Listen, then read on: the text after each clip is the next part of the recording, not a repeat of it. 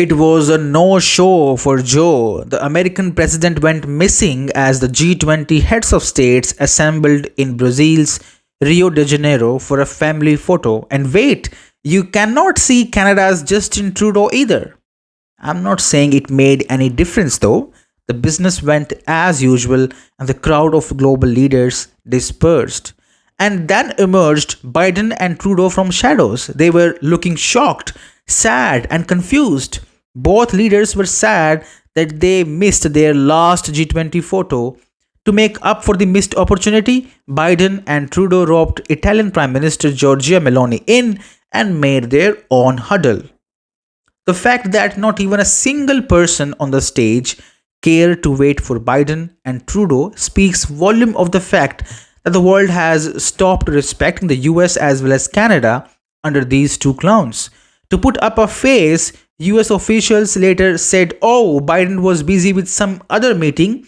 The host nation Brazil messed up with the timings and that Biden did not want to be photoed alongside Russian Foreign Minister Sergei Lavrov. Moving on, another interesting thing to note here is that the BRICS leaders occupied the front row, the center stage, as if they wanted to declare the BRICS has arrived on the world stage.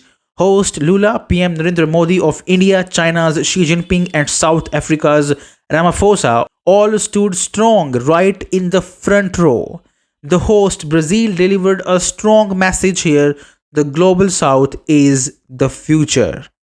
Especially when two BRICS giant India and China are now working to bury the hatchet and start cooperating on trade and border issues. The BRICS agenda also overshadowed the Western push to use G20 platform to isolate Russia. At the summit, the US and its allies aim to include strong language condemning Russia's actions in Ukraine. However, this effort was thwarted by Brazil, the host and a BRICS partner to Russia, along with other nations from the global south. Brazil and friendly nations emphasized maintaining neutrality and inclusivity in the G20, avoiding divisive narrative. Western leaders pushed for a robust statement against Russia, especially after a significant Russian airstrike on Ukraine and reports of North Korean troop support to Russia. Despite this, the draft of the summit's joint statement had only broad references to UN principles and the importance of peace in Ukraine and Gaza, avoiding direct mention of Russia.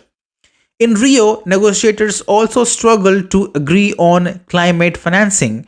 Western countries want China and wealthy Middle Eastern countries to contribute to global climate funds. However, Brazil and other global South nations are pushing back against this idea. Another of Lula's big ideas, a 2% tax on the super rich to raise $250 billion a year to fight poverty, has also hit roadblocks. Argentina's new right-wing president, Javier Milei, rejected the plan after visiting Trump in Florida. Milei was the first foreign leader to meet with Trump as president-elect. Brazil's position reflected a broader challenge within the G20, which comprises a diverse mix of nations, including Russia and China. This diversity makes it difficult to reach a consensus on conflicts like Ukraine, as highlighted in earlier summits as well, including Bali 2 years back and New Delhi last year. By steering discussions away from a strong anti-Russia stance, Brazil prioritized unity and the role of G20 as a platform for global dialogue.